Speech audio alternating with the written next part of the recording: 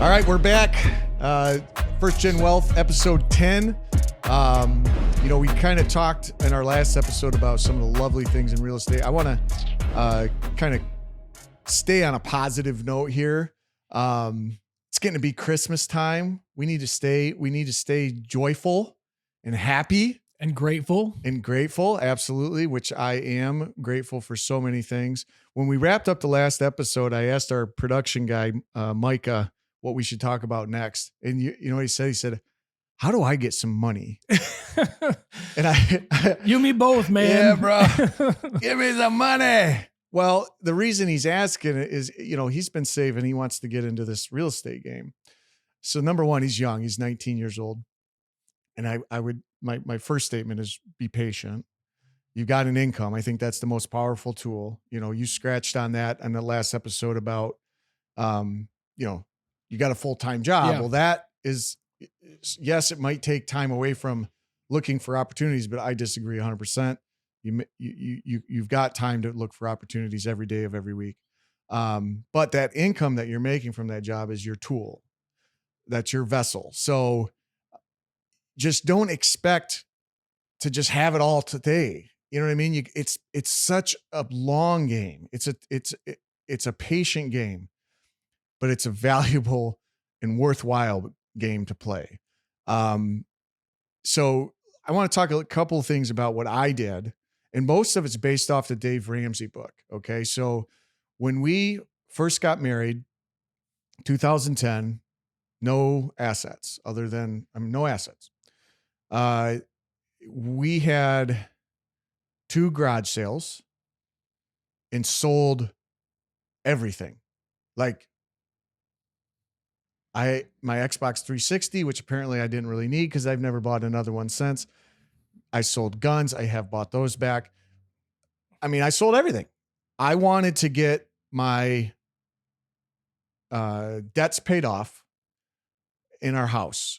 That was like number one focus. It's a new marriage. We want to start off on a strong foundation, and we sold stuff, sold it all, got things paid off, really worked on paying off our debt. But for a guy like Micah, who's young, has none of that household stuff.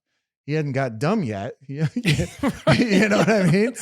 So for that guy that's listening, it's just, you can sell stuff to now grab a nest egg, or not a nest egg, but a starting point. I guarantee you, Mike has probably got more pairs of shoes than he needs. Yeah. He's one of these Nike guys. You know what I mean? So it becomes all about what you prioritize, right? So if you truly want to have a different, better life, then you need to make it a priority.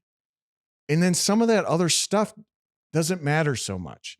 If you understand you're 3 years away from making your first real estate purchase, or 2 years away from making your first real estate purchase, own it, save, sell things, do a side job. The guy I talked to last week that we mentioned on the last episode was going to start scrapping, collecting metal, to pay off, some of his debt. There's a number of things you can do to scrape together some money. Or scrap together some money. And especially today, like the people will come to your house and pick it up off your doorstep and give you $5. You know what I mean? Like, and like for somebody who's 18, 19, 20, if you're living at home, like it's not necessarily selling things, or it most likely is don't buy things. Yeah. Yeah. You have to say, like, I'm living at home, which to me is already a sacrifice in itself. You must like look at that big picture. And like, I have no rent expense. There's only a limited amount of time in my entire life that this is going to continue to happen. Once you have $1,000 rent expense or whatever it is, like it's going to be that much harder to save money. You have to save as much as humanly possible. Now, if you have to chip in for groceries because your parents need you to do that when you're 18 or whatever, or chip in for utilities, cool. But you need to have some disposable income where you're saving money, Micah, saving hundreds of dollars per month. And at the end of a year, that's in this area, that's an easy down payment on a house. or his case, duplex. Duplex. He's doing the house hack. Right. Yeah. I mean, and that, and it's how important is it? How big of a deal is it to you? And then those choices become easier if you actually commit, because even if you're married, do you really need the house you're in, or could you downsize to a duplex? The market needs your house. Does. So if you're in a home and it's nice, you're comfortable, okay, cool, but you've got a $800, $900, $1,100 a month mortgage payment. Well, if you sold it, you'd probably have some equity. You could probably make a little money. So there's a portion, and then go into a duplex for 2 or 3 years. Yeah. You count the doors you own, right? How many potential tenants. So you go from 1 to 2 and really improving your financial situation, probably, because single family homes typically appreciate at a greater level than multifamily. Yep. Multifamily, you have a limited market. So if you have $150,000 single family home in Shiawassee County, you could easily pick one up for $120,000. Duplex. There's one on the market right now. Few. Yep. So you could easily do that, move into it. And that's where the sacrifice piece comes into play. The thing is, like, what are our parents going to say? What are our friends going to say? We have this. Fuck them. Who cares? This is about that's you. A real thing. Like, I know, but that's what people have to get over. That's what people have to get over. They got to quit worrying about what the hell everyone else thinks. And they've got to take it. They have got to make these moves for themselves. It changes your life forever by sacrificing for a couple of years. And sorry, I was like, well, you mentioned Dave Ramsey a couple times. He has a saying, he says it all the time: live like no one else, so later you can live like no one else. That's it. And that's making the sacrifices now, whether it's saving money, whether it's paying off debt, like doing the hard things right now. So later in life, in the last episode, you talked about, and 10 years from now, you have this tremendous amount of cash flow coming in where you can decide, do I want this cash flow or do I want to leverage the property? Yeah, that never would have happened if I worried about what mom and dad thought or what my friends thought. You know what I mean? Like, you get to my age, people, and I'm 40. I'll be 46 this month. All right. Moment of silence for my... That's why you called that young man a boy, because you're I just know, so old. I know. I'm look just at people. getting so old. I'm going to be on a porch soon cussing at guys to get off my lawn. I can't wait. I can't wait to be a grumpy old man. I can't wait. I am going to own that. I am going to own that. But Jesus, where were we? Not caring about what people think. And, yeah. Because like what you realize now that I'm this old man here, like middle-aged man, none of that crap mattered at all. Nobody is thinking about you at all. Like nobody cares what you do. They're all worried about themselves. So do what works for you. Do what works for you so you can have a life that you can enjoy. And even if there's a significant thing where people do think about you, it's so fleeting. Oh. And you've taught me this, where it's like, dude, it's 15 minutes of their time and it's back onto whatever they're worried about and worrying about what other people are thinking about them. Like listen, so it's, yeah, you it's can not worth literally murder somebody and you're only going to be in everyone else's thoughts for a few minutes. It's going to be gossip at coffee and then they're on with their own lives. Like nobody cares what you're doing. So you might as well do something for yourself that's going to make a difference in your life. Like it's so freaking true, dude. Yeah. It is so freaking true. And in your 20s, you're very like, I remember thinking in my brain, oh, they're probably thinking I'm blah, blah, blah. No, they're not. Nobody's thinking about you. Nobody's thinking about you at all. Like maybe at night when they say their prayers, your closest members of your family are thinking about you, but all day long, they're not. Mom sends us text messages during the day, but she's even older. So like it gets to a different point, but they're not thinking about, I wonder if should he be doing that? They're not. Yeah. They're not. So you got to do what's good for you and make a few changes. Dude, that phrase from Ramsey that you brought up, live like no one else today so you can live like no one else tomorrow. It's so true. It's so true. So make a few sacrifices, man. Like, what are we talking about here? How long you want to suffer? How long do you not want to be awesome? Like, I want to be fucking awesome. Like, fucking awesome. Like that. I want to build a building that doesn't belong here. And I can't do that. Like worrying about what the hell everyone else thinks. I can't do it being broke. You know what I mean? Like you got to make moves. And that took sacrifice in the beginning, dude, like sacrifice, like packing lunches, freaking 2 jobs, I was a door-to-door salesman for a while selling real estate. Like, you just got to do what you got to do. And I don't give a shit what anybody else thinks. Now, can you get yourself there? I don't know. That's your problem. Like, you got to figure out how to get yourself there. And that's maybe changing what you're listening to, right? Changing the input, because garbage in, garbage out, good in, good out. Like, put some other things in your head.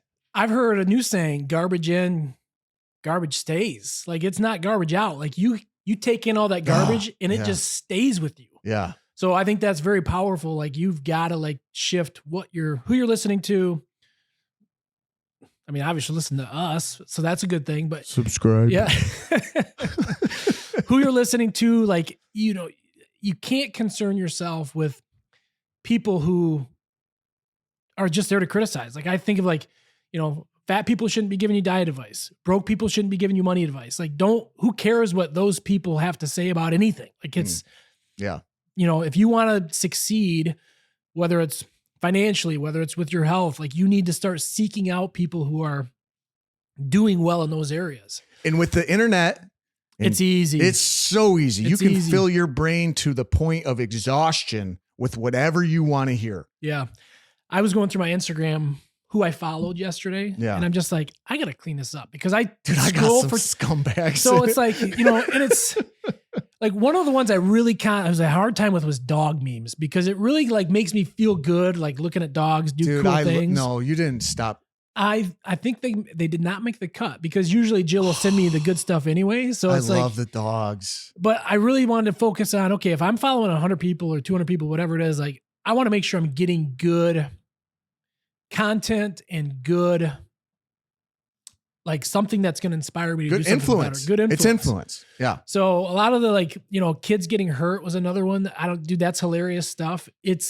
Somebody will send it in a direct message. Yeah. It's like, if it's really, really good, like, somebody's going to send it to you anyway. Yeah. So, but you get in that rabbit hole of just following the stupid shit, and it's not doing you any good. So I'm focusing on people who are like, you're following kids getting hurt. Oh yeah. Have you never seen this? No. You got to check it out. It's literally like, kids, babies to teenagers doing stupid stuff, or maybe not even stupid stuff, but just getting hurt. Circumstances out of their control. Down, it's funny.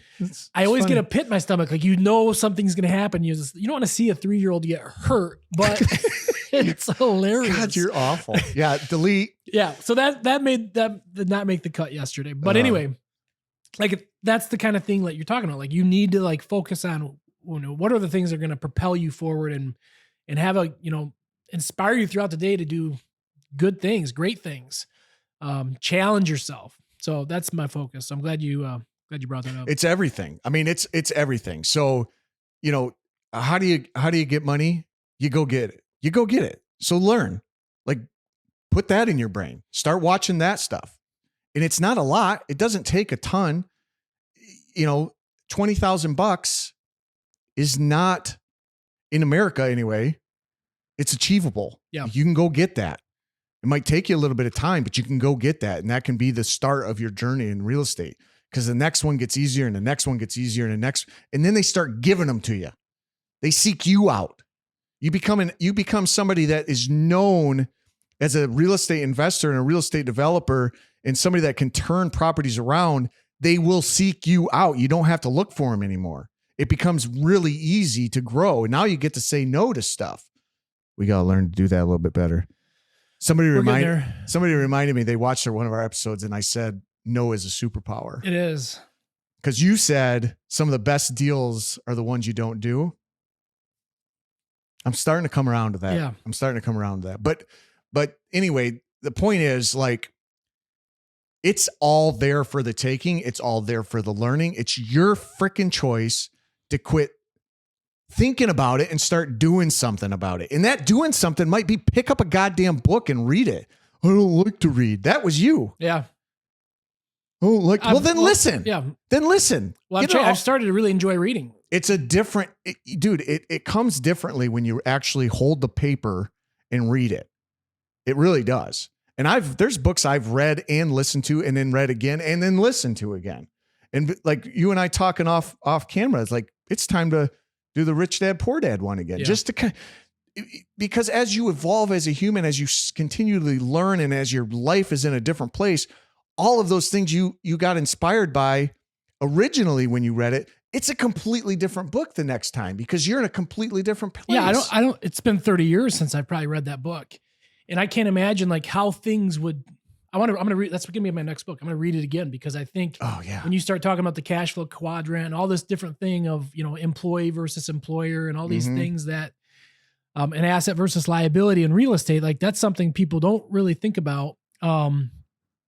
So yeah, I need to read it again to inspire me to do new things that that's way different than what it did originally. And that's it. When you get in that mindset, and it will inspire you. Like you're looking to be inspired now. I mean, that's a mindset, right? That's a mindset. So it's like you can do nothing. I don't care. You know what I mean? Like, I'm not talking to you. I'm talking to like the people. Like, you can do nothing. Nobody cares. Either way, you can do nothing or you can do everything, and nobody really cares. So you might as well do everything you can to improve your life, to improve your cash flow, to improve your net worth, to improve your quality of life. Like this real estate thing is so open book and so available to everyone that there's really no excuse other than being fucking lazy. Yeah. Well, or scared. You're talking about quality of life and like it also, I mean, purpose is a huge thing. Like doing something that you enjoy and that gives you purpose, you live longer, you feel better, like all of those things come into play. And I think going back to Robert Kiyosaki, we've talked about him a lot, Rich Dad, Poor Dad. And then Dave Ramsey, we've talked about him a lot. And I think that, philosophically, they're very, very different in how you approach debt. Oh, it's yin yang. So to me, it's very important you read both because you need to come up with your own strategy. And for me and you, there was a time in our lives where Dave Ramsey's plan was the plan. Like, get out of debt. Consumer debt, still bad. It's a very basic financial literacy book. Like it teaches you that if you don't tell your money what to do, it'll find a way to fucking do it itself. Your money finds places to go if you don't tell it where to go. We didn't have any financial training. We needed that book. Yeah. Rich Dad, Poor Dad got me into trouble initially when I was 19, 20, right? Because I didn't have the base that the Total Money Makeover from Dave Ramsey provided. I had to have that first. That's why whenever I recommend, I'm like, here's the 2, read that one first. Yep. Yeah. And I would say read that one first and then implement it. And then come back because it is, you're in a completely different spot when you have, when you've increased your cash flow by getting rid of some debt. You had the garage sales to like knock out credit cards or do whatever, that kind of stuff. Get rid of your car payment. Now you come in from a position of strength where you can enter into your real estate transaction where you can just be more profitable from day one because you're making better decisions. You're not a slave to that property. You're not a slave to that tenant, relying on that person to pay on the first of the month because you've got to make your mortgage payment the second. You know what I mean? Like you can't live like that and be successful in real estate where you are counting on your tenant to pay before you pay your mortgage payment for that house. It just is not going to end well. No. Because once you start becoming late on that mortgage because your tenant's late and that's your excuse, well, the chances of you buying your next rental property are very, very slim unless you can get really creative because, your payment history, your credit is a significant factor in the types of deals you can get. Correct. So, Dave Ramsey first, Robert Kiyosaki second. I agree 100%. And then develop your own strategy. It doesn't have to be Dave's way or Robert's way. You can be successful doing either one of them, but you have to develop your own thing that works for you. And that's where, Jill's like, well, what would Dave do? I'm like, well, he wouldn't do that, but guess what? It's not what we should do because this is our situation. So, you've got to really create your own philosophy and what works for you. So you started to talk about purpose. And it's interesting, like my life's purpose isn't to build a gigantic real estate portfolio, but the gigantic real estate portfolio is going to allow me to fulfill some of the things that I feel called to do. Like there are things that we've been very helpful with around our community, and that real estate portfolio has helped us to do that. You know what I mean? Like I would, when there's a significant need and it's legitimate, I want to write that check. So I need to continue to build so that I can make a significant impact in my community for some needs that are not being met, whether that's things for the kids or you name it. Yeah. You know what I mean? Like it doesn't matter, whatever charitable contribution, whatever cause, if you're going to make an impact, that takes money or time. Money gives you time. So you can kind of get the best of both worlds by building in a portfolio and really make an impact in your community and feel that purpose, feel fulfilled, because you're able to help. You're able to do so much more when you've got a cash flow cow coming in because you've spent time developing a real estate portfolio. And it's time. It's time. Yeah. But it's now, or it's 5 years from now. The clock don't start ticking until you start. Yeah. So you can continue to freaking talk about it for another month or another year or another 2 years, and you're still goddamn 10 years away. So you might as well do it now. You should have done it 2 years ago, right? Because now you'd be 2 years in. So, when I was saying purpose, that's what I'm sorry. So you can translate that even if you don't get involved in real estate. Like you've got to, so if I've got my W-2 chat, whatever, your place of employment, however you earn income, you can translate that back to those things. Like I need to provide for my family and do X, Y, and Z, and I need to be successful for these types of things. But real estate specifically, like to me, if you remember why you and I and Scott and Brian bought that building in 2014, it wasn't to make money. Like that was at the very bottom of the list of priorities. Our purpose was to invest in our community, create some spaces that we would enjoy. Yes. And which resulted in Foster Coffee and Lily Pearl's Lounge. So the purpose for us was to improve where we live. Right. But the beautiful thing about real estate is, yes, the idea of making money may have been like low on the list of priorities for that investment, but it was always there because it's inherently there. It's inherently there. If you do something cool like that, it doesn't matter if you make cash flow is what you're talking about, right? We may not have been getting checks every month, but at the end of the day, we had an asset. We had value. There was something tangible there that when it's paid off can be sold or can be refied. Like we talked about in the last episode, there is value there. So you can make those types of decisions in real estate that you don't get to make other places. Yeah. Well, I guess my point is like, you have to be smart with how you buy, what you buy, when you buy. But at the same time, if you're just chasing the money, you may miss out on some opportunities to get that fulfilling feeling of, well, we created something awesome that just happened to make money too. You know what I mean? Like, yeah. So that's where I'm like, to me, like you can find a purpose doing what you love without thinking about the money, because you know that's going to be part of it at whatever time down. You know what I mean? Like to me, when we like this building we're in right here, 116 West Main Street, Owasso, like what you and your partners and now what we've done to this building, it looks awesome. Yeah. And to see, a few weeks ago when you had the Go Cavs on the third floor, and now it says Merry Christmas. It's a beautiful building that's being transformed into residential living. It's got first-class office space, and it was empty. It was vacant. Yeah. So is it making money? Not yet, but it will once these apartments are done. Yeah. But that's my point of like, there's that sense of pride that goes above and beyond just the financial, which is awesome. Like you talked about it last episode, like what your portfolio looks like and how it's grown. To me, that's a side benefit of all the other cool, like, feelings in your gut that come along with owning, developing, making it feel good. Listen, I mean, I don't know. Like we made different, and dude, that's awesome. Like to me, it's it's first, does it make money?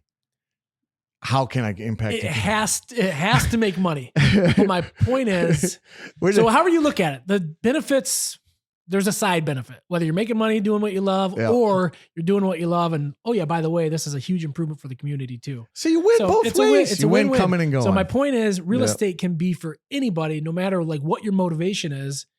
There's a way for you to like find purpose in that motivation, right? And get into real estate and feel really, really good about it. The other piece is like, okay, cool. You're helping somebody find a house and have a place to live. If you're into rental properties that wouldn't otherwise have a place to live. So there's all sorts of outside of the money, which is cool. I'm not going to say it's not because we need it. Gotta have the money. But there's all sorts of other benefits that can make you feel good without without the money. I'm with you. I do truly enjoy, and I think I may be playing a little bit here because I do truly enjoy seeing it that way. Here it is. This is what it looks like today. This is what we're going to do. Dude, I love that transformation. Yeah. I love doing that transformation every time. I get excited about that every single time. So I'm with you. I'm just giving you shit. I'm with you.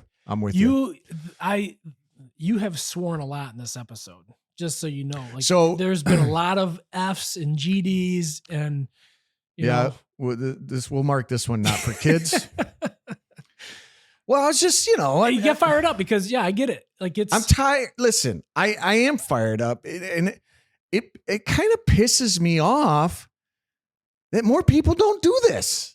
It's like, what are you doing? Yeah. What are you doing? Do something, This is so, I always said this was so easy, but it really truly is. It's so easy. It just takes a decision and commitment and a little bit of grind, man. And anyone can change their life. Yeah. I don't know why. It's a great equalizer. I don't know why everybody doesn't do this. I don't know. Are you dumb? I know you're not dumb. Maybe you're dumb. Maybe you're so smart. You're so smart. So sorry about all the F-bombs. I don't know. You've also been getting, I've noticed your shift maybe in the last week or so with some of your Facebook posts too about inspiring others, talking about if you want to do something, it takes action, go do it. You want to know why? Because that's what I'm putting in my brain. So I'm bringing that in. So that's what's coming out. I'm doing that myself. I want to go to a next level. Yeah. So now I'm bombarding my brain with all of that energy, right? Yeah. So it's just coming back out of me. I love it. And I think there's most of the people really appreciate that because, just some of the feedback and comments, but I think it started with your trip to New York City. And you basically said there was only one way, and I don't know what that was about, but there's only one way this deal was going to happen. And it was me doing a face-to-face. So I got to fly to New York and I got to fly right back. And you made it happen. Yep, made it happen. Got the signature. And that's the point. You have to take matters into your own hands. You can't rely on the government. You can't rely on your parents. You can't rely on whatever, your employer, because they can go out of business tomorrow. You've got to rely on yourself. You have to take matters in your own hands. And real estate is the perfect way to start that journey of not having to rely on anybody else. Yep. So that's it. Take the bull by the horns. Make a move today. Something. Read something. Listen to something. Do something. Start looking for an opportunity. Quit talking about it. Start being about it. That's a wrap. This is season 2, right? No. This was episode 10. So we still got two more. 2 more. Okay. We got 2 more. But that's it for FGW season, episode 10. Tune in next week. Subscribe. Don't know what our episode's going to be about, but it's going to be awesome. All right. Thanks, guys.